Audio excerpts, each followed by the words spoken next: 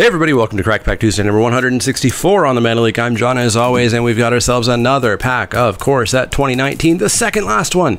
We've got one more week, and then we are into Guilds of Ravnica set reviews. Speaking of which, if you're watching this video early Tuesday morning, watch this channel.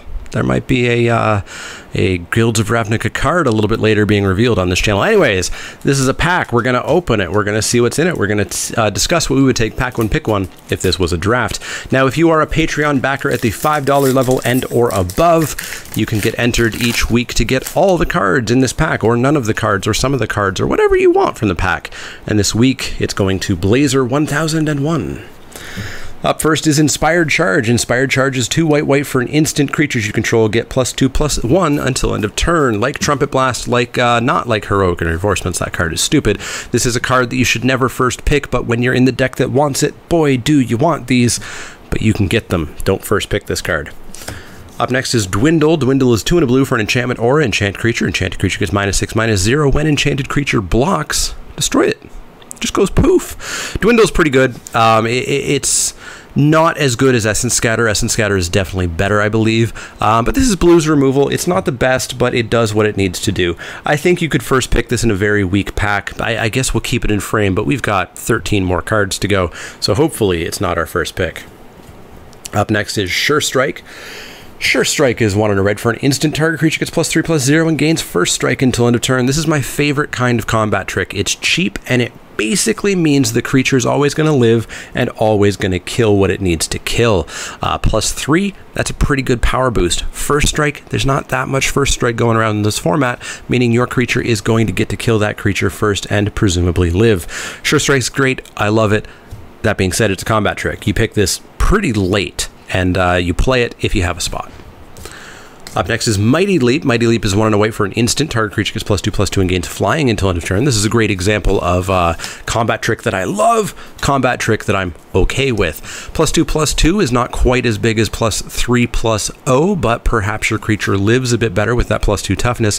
And getting flying means that there's surprises going on here. You can surprise your opponent with an attack. You can surprise your opponent with a blocker when they thought that their flyer was going to come in unimpeded. Solid card. Solid combat trick. Like Sure Strike, you pick it up very late and you play it if you have a spot. You don't go out of your way for it. Infernal Scarring is 1 and a black for an enchantment aura. Enchant creature. Enchanted creature gets +2/+0 and has, when this creature dies, draw a card. This card's not good, unlike the previous 2-drop creatures that we saw. It's just relatively mediocre. Up next is Plummet. Plummet is 1 and a green for an instant. Destroy target creature with flying. It's sideboard only. I know some people play this in the main board. I think that's wrong. Boy, do I hate getting blown out by it when it happens, but this card sits dead in their hand way more often than that, so I guess ultimately I'm okay with it. Plummet is not a card you should ever be first picking, and you should not be main decking it. Maybe in Sealed, where there are more bomby flyers, but not in Draft. Up next is Mind Rot. Mind Rot is 2 and a black for a sorcery. Target player discards 2 cards. This is fine in Sealed, and it's not fine in Draft. I really ideally don't want to be playing this. If you are in a control deck, perhaps it's okay, but even there, I'm not a big fan of it. Never ever a first pick regardless. Up next is Daggerback Basilisk. Daggerback Basilisk is 2/2 with Death Touch for 2 and a green creature Basilisk. It's good. It's solid. This is like the other 3-drops we talked about last week at the lower end of the you don't hate yourself for first picking this. So it gets to hang out in frame, and then it gets to leave right away because we have a Starcrowned Stag. Starcrowned Stag is 3 and a white for a creature Elk. It's a 3/3 whenever it attacks. Tap target creature defending player controls. This is great. It's a 4-mana 3/3, which is already okay, and the fact that it taps a creature, their best blocker, is amazing. This thing breaks boards open, wide open. Red, white loves this. White, everything loves this. Easy, easy, easy first pick. Possibly white second best uncommon after Luminous Bonds. Centaur Courser is up next. Another of these 3-drops that is really, really solid. 2 and a green for a creature Centaur Warrior. It's a 3/3 vanilla, but that is fine. That is exactly what green is pretty happy to play. Centaur Courser, I would not feel horrible first picking it, but it does not hold a candle to that Starcrowned Stag. So that means no foil in this pack as we've gone through 10 commons. Suspicious Bookcase is 2 generic mana for an artifact creature wall. It's an 0/4 defender. Pay 3, tap it. Target creature can't be blocked this turn. This is not great. Yeah, it's just not great. If you're controlling, this is okay. Wall of Mist is usually better in those situations, however. This does let you break some board stalls, but for quite a bit of mana, plus tapping a blocker, which means you're tapping at a minimum 2 creatures, which is possibly just going to break the board stall open for your opponent as well. Not a super huge fan of Suspicious Bookcase, but it has its places. Never a first pick for me, however. Fel Spectre is up next. 3 and a black for a creature Spectre. It's a 1/3 flyer. When it enters the battlefield, your target opponent discards a card. Whenever an opponent discards a card, that player loses 2 life. This is okay. It's fallen. I probably would have first picked this at the start of the format.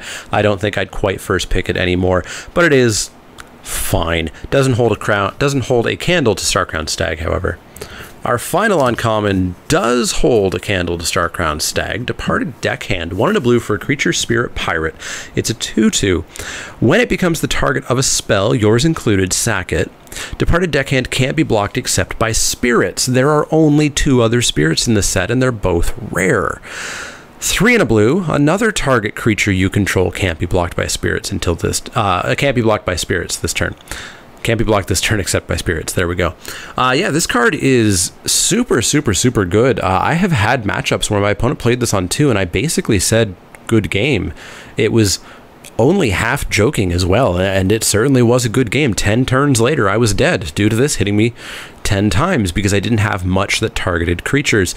This is just really good, and a slam first pick. I don't know if it's a slam first pick against the Stag, though, so we're going to have to see if the rare breaks this tie or not. And the rare doesn't. The rare is Goblin Trashmaster, 2 red for a creature Goblin Warrior. It's a 3/3. It's a Goblin Lord, so your other goblins you control get +1/+1. Sack a goblin, destroy target artifact. There's not quite enough goblins. There's Goblin Instigator, Boggart Brute, Goblin Motivator, and that's about it. Gutter Snipe, I suppose, at uncommon. There's just not quite enough going on for Goblin Trashmaster, unfortunately. It's much more of a constructed plant, and this just isn't a card that I'd first pick or ever really get around to playing in this format. And we've got a basic land and a token. So it really comes down to Departed Deckhand and Starcrowned Stag. And it's interesting because technically the Departed Deckhand dies to more. It dies to a Sure Strike being cast on it, for example. But realistically, your opponent's probably going to use a removal spell on Departed Deckhand just like they would Starcrowned Stag. So I don't know if that really breaks the tie here. This is a tough pick. I think I have to go... Oh boy, I don't actually know. This is a really tough pick. I think I'd have to go with Departed Deckhand just because I've actually played with it once, maybe never, and I've played against it, and it always feels horrible seeing it come down on the other side of the battlefield. Starcrowned Stag is right up there, but I think I'm giving the slight edge to Departed Deckhand, but it's barely an edge. Let me know if you would have taken the Stag instead, or something else. Maybe you really like Trashmaster. Let me know in the comments down below. As always, if you have any questions, comments, or suggestions, you can find me on Twitter at TheManaLeek. That's L-E-E-K, like the vegetable, not the card. You can find me at Facebook.com/TheManaLeek, Twitch.tv/TheManaLeek, and Patreon.com/TheManaLeek. If you like the content, click that thumbs up button. Click subscribe if you want to see more. And if you do have questions, comments, or suggestions, let me know. Otherwise, see y'all next time.